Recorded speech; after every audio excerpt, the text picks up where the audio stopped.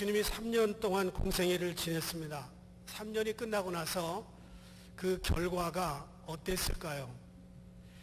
눈에 보이는 가시적인 결과는 없었습니다. 건물도 없었고요. 선교 단체를 만들지도 않았고요. 그리고 제자들을 12명 양육을 했지만 성공적이라고 보기에는 너무 초라했습니다.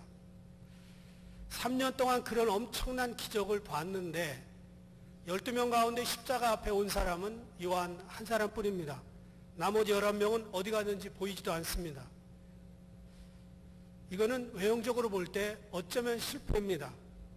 그런데 이분들이 예수님이 승천한 다음에 마가다락방에서 기도하다가 성령을 받고 그 시대를 움직이는 지도자가 되었고 교회와 세계 선교의 기틀을 마련하는 일꾼들이 됐습니다. 그리고 그 이후로 이분들은 선교하는 데 앞장섭니다. 그래서 사실은 선교는 예수님의 몫이 아니라 제자들의 몫이었고 이제 우리들에게 맡겨진 숙제입니다. 복음의 출산지라고 볼 수 있는 갈릴리는 본래 이방 문화에 젖어 있던 동네였습니다. 그런데 지금 복음은 갈릴리에서부터 시작해서 전 세계로 퍼져나갔습니다. 오늘 저는 이 말씀을 바탕으로 해서 선교는 영적 균등을 만드는 작업, 이렇게 말씀을 전하려고 합니다.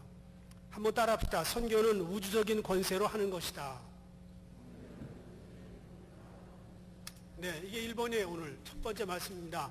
선교는 우주적인 권세로 하는 것이다. 이것도 두 번씩이나 따라해요. 예수님께서 하늘과 땅의 모든 권세를 받았다고 말씀하십니다. 권세가 뭘까요? 일을 하라고 부여받은 특권입니다. 예를 들어 서울시장은 서울시를 위해서 일하라고 특권을 부여받았습니다. 미국 대통령은 미국을 위해서 일하라고 주신 권한입니다. 이런 권세들은 지역적인 권한입니다. 그리고 기간이 한시적으로 정해져 있습니다. 박원순 씨나 트럼프나 어떤 기간이 끝나고 나면 더 이상 권력을 행사할 수가 없습니다. 그 지역을 벗어나면 할 수가 없습니다. 박원순 씨가 워싱턴에 와서 워싱턴 시장한테 이래라 저래라 할 수가 없는 거죠. 그런데 선교를 위해서 주신 권세, 하늘과 땅에 있는 모든 권세는 지역적인 제한이 없습니다. 기간이 없습니다. 이 땅 어디에나 소속되지 않고 어디에서나 영향력을 행사할 수 있습니다. 이것은 엄청난 특권입니다. 이 권세는 죽을 때까지 누릴 수 있는 임기 무한대의 특권입니다. 또 정치인들의 권세는 특별한 자격이 있어야 누리지만 우리가 받은 이 권세는 죄인으로서도 누릴 수 있는 권세입니다. 하늘과 땅의 모든 권세, 이걸 우리에게 주셨고요. 사용하라고 허락하셨습니다. 특별한 권세입니다. 18절 보니까 하늘과 땅의 모든 권세를 내게 주셨으니, 이 말은 예수님도 하나님에게 이 권세를 부여받았다는 것입니다. 그리고 예수님께서 십자가에 죽으시고 부활하신 다음에 우리들에게 이 권세를 양도하신 것입니다. 선교는 억지로 하는 게 아니에요. 마지못해서 하는 게 아니라 특권입니다. 특권, 프리빌리지. 이 권세를 잘 사용하기만 하면 세상에 죽어가는 많은 사람을 살릴 수 있고요. 지역 권세를 흔드는 영향력을 발휘할 수가 있습니다. 그러므로 선교하는 교회는 하나님의 권세를 사용하는 교회고요. 선교하는 성도들은 그 권세의 특권을 누리는 사람들입니다. 많은 그리스도인들이 평생 선교와 아무 상관없이 사는 사람들이 많습니다. 그런데 우리 교회는 마지막 때 주님 오실 날을 앞당기고 선교의 사명을 감당하는 교회가 되었으면 좋겠습니다. 시간 날 때마다, 기회가 있을 때마다 선교를 위해서 애쓰고 선교를 위해 수고하는 분들을 격려하고 선교사들이 오면 도울 수 있고 격려하는 교회가 되어야 됩니다. 운전면허증을 받았는데 운전하지 않고 그걸 장롱에다 넣어놨어요.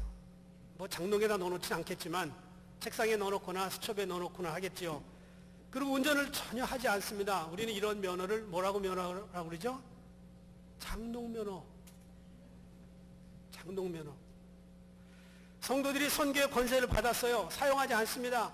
평생 선교와 상관없이 살아요. 그것을 우리는 장롱 권세 이렇게 얘기할 수 있어요. 선교할 때 하나님은 교회를 일으켜 주십니다. 물질을 모아 주십니다. 사람들을 붙여 주십니다. 그래서 선교하는 교회는 사람이 모이고요, 돈이 모이고요, 그리고 선교사들이 왔다 갑니다. 주님께서 나중에 우리에게 심판대에서 혹시 이렇게 말할 수도 있어요. 너 내 권세를 얼마나 쓰다 왔니? 저는 그냥 저만 잘 믿다 왔어요. 상급이 없을 거예요. 여러분, 선교는요, 우주적인 권세를 하는 겁니다. 지역적인 제한도 기간도 없습니다. 마음껏 사용하시기를 바랍니다.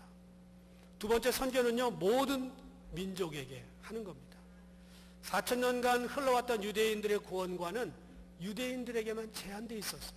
그리고 유대인이 아닌 사람은 다 죽어야 될, 멸망받아야 될 이방인으로 여겼습니다. 참 부끄러운 구원관입니다.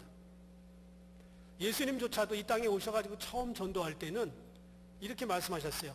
이방인의 길로도 가지 말고 사마리아인의 고을에도 가지 말고 오직 이스라엘의 잃어버린 자를 위하여 가라. 첫 번째 파송할 때는 그렇게 말씀하셨습니다. 그런데 십자가에서 돌아가시고 부활하시고 승천하실 때에는 모든 민족에게로 확장합니다. 때가 됐다는 거예요. 그래서 우리는요, 온 천하에 다니며 만민에게 복음을 증거할 특권이 있고 사명이 있고 의무가 있습니다. 21세기에 200개 넘는 나라가 있는데 이 선교의 사명을 잘 감당할 수 있는 민족이 몇 개 안 됩니다. 선교를 하려면 일단은 국가적인 경제 기반이 있어야 돼요. 샌딩 바디, 소위 말하면 보내는 교회, 마더 처치들이 든든해야 됩니다. 주머니가. 그래야 돈으로 후원을 할 수가 있습니다. 후원교회들이 든든해야 되고요. 후원교회들이 기도해야 됩니다. 보내놓고 끝나면 안 돼요. 공항에서 이별하고서 더 이상 만나지 않고 천국에서 만난다면 부끄러운 거예요. 기도하는 민족성이 있어야 돼요. 한국교회는요, 100년 넘게 새벽 기도를 이어오고 있습니다. 이런 민족이 없어요. 또 기후변화에 잘 맞아야 됩니다. 선교사로 나갔는데 더운 거 못 견디고 추운 거 못 견디면 금방 철수하죠. 그런데 한국은 사계절이 늘 있어요. 봄, 여름, 가을, 겨울, 봄, 여름, 가을. 이거를 자기 세월만큼 훈련을 받았어요. 영하 40도에서부터 영상 40도까지 섭씨 80도의 온도차를 극복할 수 있는 민족이 그렇게 많이 없습니다. 그런데 한국 사람은 가능해요. 추운 겨울 얼마나 추운지 한국은, 더운 여름 얼마나 더운지, 물난리, 홍수 얼마나 나는지 다 견뎌요. 한국 사람들은요, 먹는 거 걱정 안 해요. 어디 가든지 다 잘 먹어. 눈에 보이는 게 다 먹는 거야. 중동에 가서 일을 하는데 다른 사람들은 돌아다니는 개를 절대 먹이로 생각하지 않았습니다. 한국 사람들이 왔다 가면 nothing left. 남지가 않아요. 산에 가면 고사리. 미국 사람들 안 먹어요. 우린 다 먹어요. 그거 뜯다가 500불 차지도 하고. 세계 어디를 가도요, 현대차 다 있습니다. 삼성 핸드폰 다 있습니다. 컴퓨터, LG 에어컨 다 있습니다. LG가 럭키 금성인데 이걸 또 life is good 그래가지고 LG 그러면 사는 건 좋은 거다. life is good 그래가지고 다 알아요. 한국 사람들이. 세계 어디를 가도 한국 사람들 알아줘요. 한국 문화가 알려졌습니다. 한국 K-팝 다 알려졌습니다. 그리고 뭐 강남스타일 때문에 세계적으로 한국 노래가 유명해졌어요. 중동 지역에 가면 한국 남자가 지나갈 때 주몽이라고 불렀던 적이 있어요. 송일국 때문에. 여자들이 지나가면 대장금이라고 불렀습니다. 아주 어린 애들까지 송일국, 권상우, 손태영, 이영애 다 알아요. 이름을 외우고 있어요. 유럽에서는 K-팝, 한국 가요가 유명해졌습니다. 이것은 마지막 때 한민족을 사용하기 위해서 하나님께서 우리 민족을 한껏 띄워주신 겁니다. 띄워줄 때 잘해야 돼요. 요즘 줄고 있긴 하지만 한국교회가 지난 130년간 1000만 명의 성도를 만들었습니다. 더욱 놀라운 사실은 해외 한인교회, 디아스포라 교회들입니다. 전체 760만이 지금 한인들이 나와 있습니다. 그런데 한국의 복음화율은 20%인데 디아스포라 한인교회의 복음화율은 40%입니다. 그러니까 해외 나와 있는 이민자들 중에 40%는 교회 다닌다는 얘기예요. 이들 대부분이 자기가 사는 나라에서 중심적으로 선교 기지의 역할을 감당하고 있습니다. 한국은 2만 명 선교사 나가 있는데 미국 다음으로 두 번째 나라예요. 6,000개 한인 디아스포라 교회들이 있습니다. 전 세계적으로 타향살이를 하는 인구 통계가 2억 명입니다. 나라에 상관없이 2억 명 중에 760만이 한국교회 사람들입니다. 한국 사람들이에요. 그 중에 한 400만이 교회 다닌다는 얘기예요. 세계의 대통령이라고 하는 유엔 사무총장을 2번 연임한 나라는 우리나라뿐입니다. 거의 없어요. 2007년부터 2016년까지 반기문 씨가, 그것도 온전한 성도 아니고 반만 가지고 있는 성을 가지고도 사무총장을 2번이나 했다는 거 아니에요. 한국에 들어온 근로자들, 국제결혼한 사람들, 유학생들이 지금 120만이 넘습니다. 최근에 제주도에, 지난주 통계입니다, 예멘 사람들이 1000명 가까이 들어왔어요. 예멘이 어떤 나라인지도 몰랐어요, 우리는.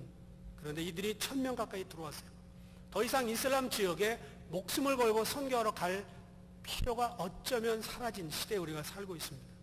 한국 내 외국인 이주민 가운데 47.7%가 중국입니다. 베트남 7.8%, 필리핀 4.1%, 태국 3.4%. 이제는 얼마든지 우리가 미전도 종족들에게 가까이 다가갈 수가 있습니다. 한인 디아스포라 교회들은 가는 곳마다 교회를 세웁니다. 중국 사람들은 뭘 세우죠? 음식점. 이탈리 사람들은 피자집. 한국 사람들은 교회를 세웁니다. 2018년에 1월달, 지금 5달 전의 얘기입니다. 전 세계에 흩어져 있는 한인교회 6,167개인데 그 중에 4,454개가 미국에 있습니다.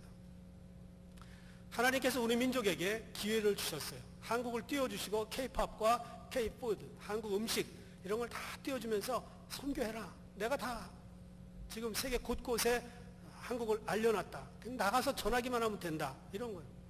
미국 사람들이요, 어디 가나 비자 제한이 많습니다. 한국 사람들 이제는 제한이 거의 없어요. 독수리 여권보다 한국 무궁화 여권이 더 좋습니다. 요즘은. 이번에 우리 6명 가는데요, 저하고 박장로님하고 아내 셋은 미국 시민권이에요. 러시아 비자 100몇십 불 따로 냈어요. 나머지 3분은 영주권이라 그냥 프리로 가요. 한국 여권이 좋아졌어요. 경제 부흥과 영적 촛대는 같이 갑니다.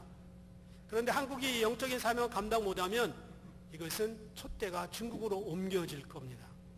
우리는 주님 오시는 날까지 최선을 다해서 모든 민족에게 선교해야 됩니다. 세 번째, 선교는 영적 균등 작업입니다. 개역 성경에는 평균이라고 나오는데 이따 그 말씀을 보려고 그래요. 스탠포드 대학에서 경제학을 가르치고 경영학을 가르치는 두 교수님이 미국에 있는 초인류 기업들을 조사했습니다. 그래서 책을 썼는데 성공하는 기업들의 8가지 습관, 이런 책입니다.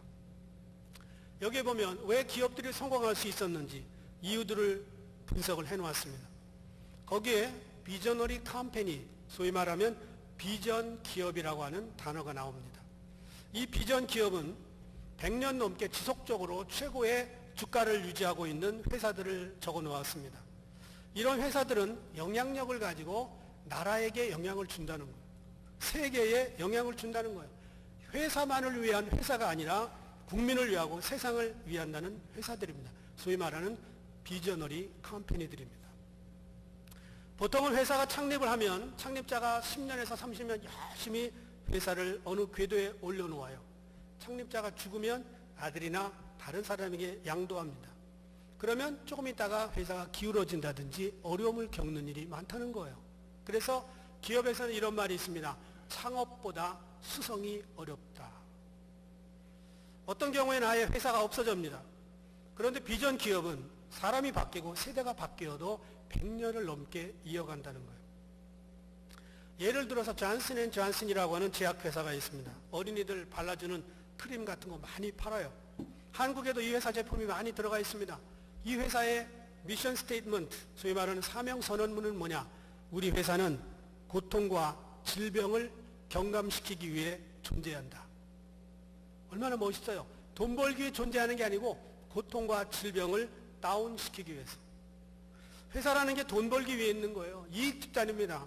그런데 이익보다는 질병과 고통을 감소하기 위해서 우리는 존재한다. 이 미션 스테이트먼트 자체가 많은 세상 사람들에게 동감을 불러일으킵니다. 그래서 기왕에 살 거 그 회사 거 사주자 이러면서 소비자들이 거기에다가 몰아준다는 거예요. 그래서 비전 기업들은 세계인의 건강을 균등화시키고 정보를 균등화시키고 가치를 균등화시킵니다. 이익을 추구하는 회사도 그런데 하물며 교회가 어떻게 자기 교회, 자기 목사, 자기 이익, 자기 속회, 자기 선교회 이런 거에만 매이면요 그 교회와 성도들은 한 세대를 넘지 못합니다. 우리는 인류의 영적 평균을 위해서 부름받은 사람들입니다. 한번 얘기했나 모르겠네요. 기억이 나지는 않네요. 카터 전 대통령이 쓴 책입니다. Why not the best? 왜 최선을 다하지 않는가? 이런 책을 썼습니다. 이분이 수십 년 전에 자기 교회 전도 집회를 10년 동안 참가했습니다. 1년 동안 14가정을 전도했습니다. 140가정을 방문한 거죠. 대단하지요? 내가 10년 동안 140가정을 찾아가서 복음을 전했다. 그리고 그들 중에는 상당히 예수를 많이 믿고 있다. 자부심이 카터에게 있었습니다. 그런데 66년도에 주지사로 출마해서 선거운동하는데 3개월 동안 무려 30만 명을 만납니다. 악수를 했습니다. 주지사로 당선된 다음에 그의 마음에 죄책감이 들었어요. 나를 위해서는 3개월에 30만 명을 만났는데 하나님을 위해서는 10년간 140가정밖에 방문하지 못했다니 부끄럽다. 이런 분이기 때문에 그는 존경을 받는 것입니다. 슈텐베르크가 예수님의 그림을 그렸습니다. 머리에 가시관을 쓰고 빌라도 앞에 서 있습니다. 제목은 이 사람을 보라 에케이 호모 그런 그림입니다. 거기에 이런 글이 쓰여져 있습니다. 나는 너를 위해 이렇게 하였다. 너는 나를 위해 무엇을 하였느냐.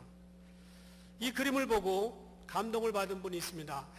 하버겔이라고 하는 찬송가 작가인데 311장을 작곡합니다. 내 너를 위하여 몸 버려 피 흘려 내 죄를 속하여 살 길을 주었다. 너 위에 몸을 주건만 날 무엇 주느냐. 너 위에 몸을 주건만 날 무엇 주느냐. 저는 이 세상의 문제를 한마디로 정의하라고 하면 빈익빈 부익부 이렇게 정의하고 싶습니다. 가진 자는 많이 가졌어요. 없는 자는 없습니다. 미국은 넘치고 아프리카는 모자랍니다. 건강도 정보도 재료도 기회도 모든 면에서 미국은 넘치고 아프리카는 모자랍니다. 이것이 영적 현실에도 그대로 나타납니다. 미국이나 한국은요 예배가 넘쳐요. 새벽기도부터 시작해서 속회까지 무슨 셀 모임, 성경 공부 수도 없습니다. 성경 공부 종류별로 들을 수 있어요. 그런데 선교지는 주일 예배 한 번 드리기도 벅찹니다. 그래서 고린도후서 8장 13절부터 15절 보면 다 함께 읽어보겠습니다. 시작.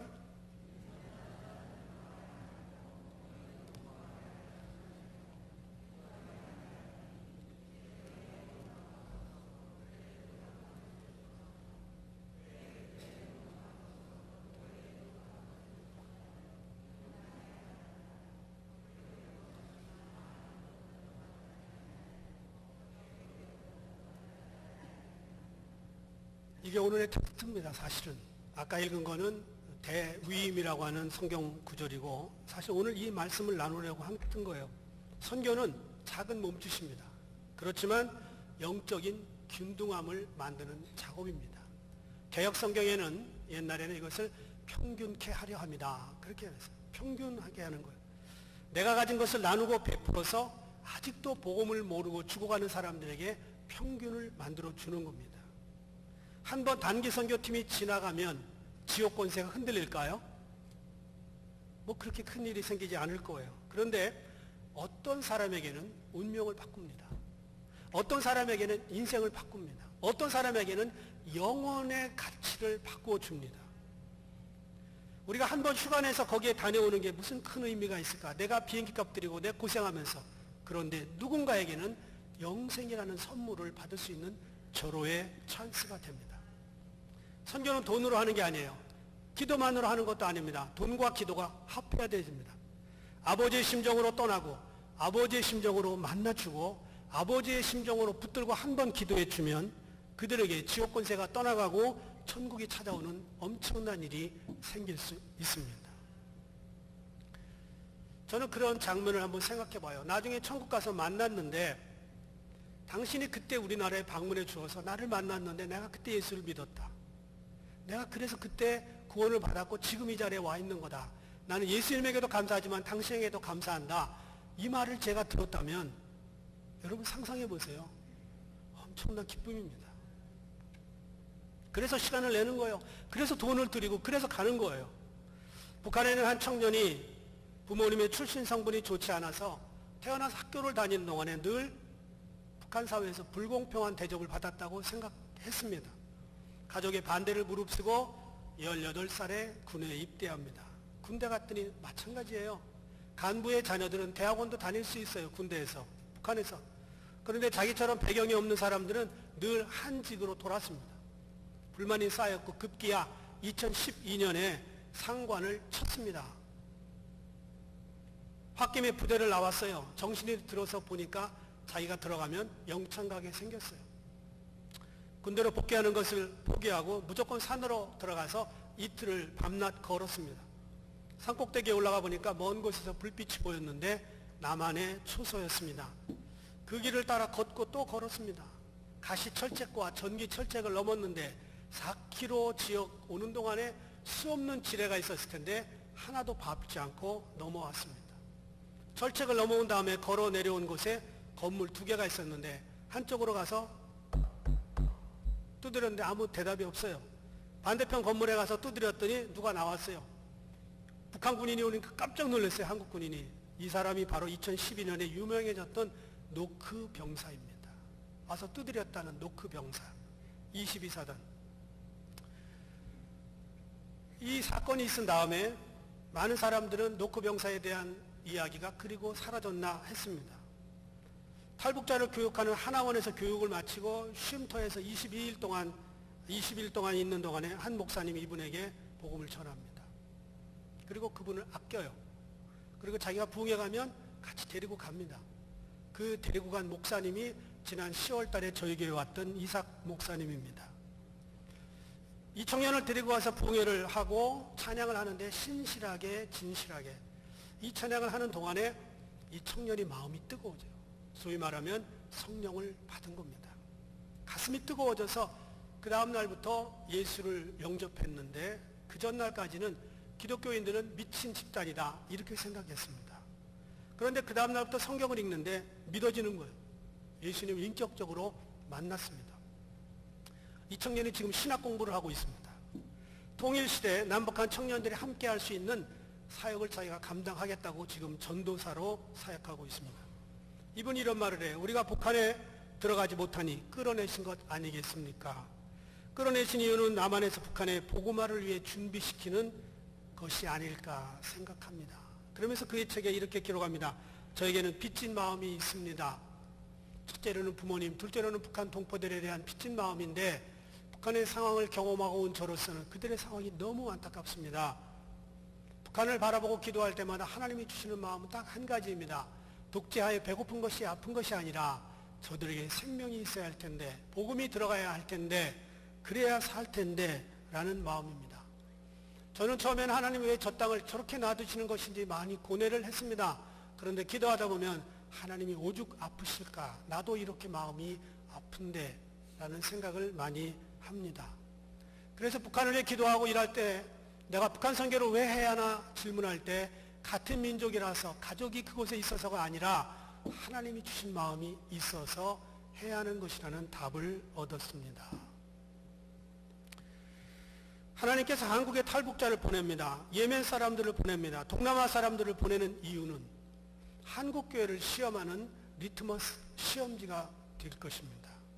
리트머스 시험지는 넣으면 산성인지 알카리성인지 압니다.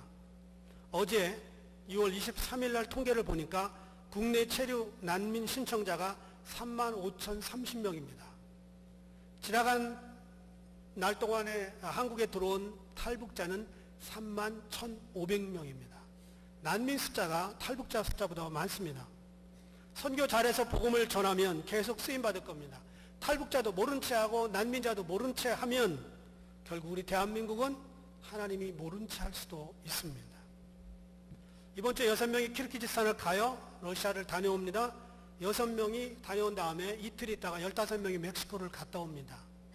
21명이 한 달간 갔다 오는데 무슨 대단한 일이 선교지에서 일어나겠어요? 그런데 하나님이 하시면 아주 작은 일도 큰 일이 될 줄로 저는 믿습니다. 미국의 기상학자 에드워드가 1971년 미국에서 강연한 내용 가운데 나비 효과라는 단어를 썼습니다.